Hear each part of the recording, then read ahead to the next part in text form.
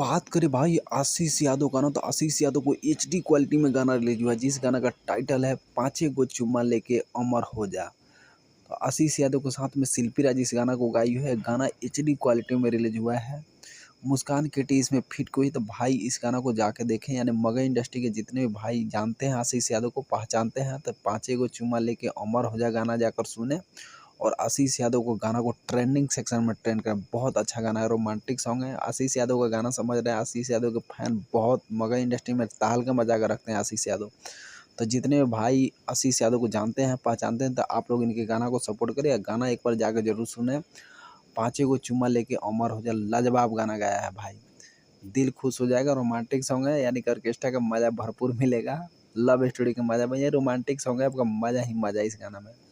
जितने भी भाई हैं जाकर सुने गाना एक बार, आप इनको शेयर करें, दबा के गाना को शेयर करें, गाना को ट्रेंडिंग सेक्शन में ट्रेंड करा दे।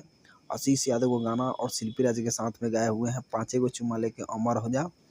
और गाना एचडी क्वालिटी में वीडियो रिलीज हुआ था। जितने भाई आशीष यादव को जानते हैं, पहचानते हैं, तो एक बार जाकर गाना सुने। और साथ ही साथ आप लोग मेरे चैनल को लाइक, कमेंट और सब्सक्राइब कर देते हैं। Thank you so much video watch करने के लिए। Love you all Ashish Yadav fan, thank you.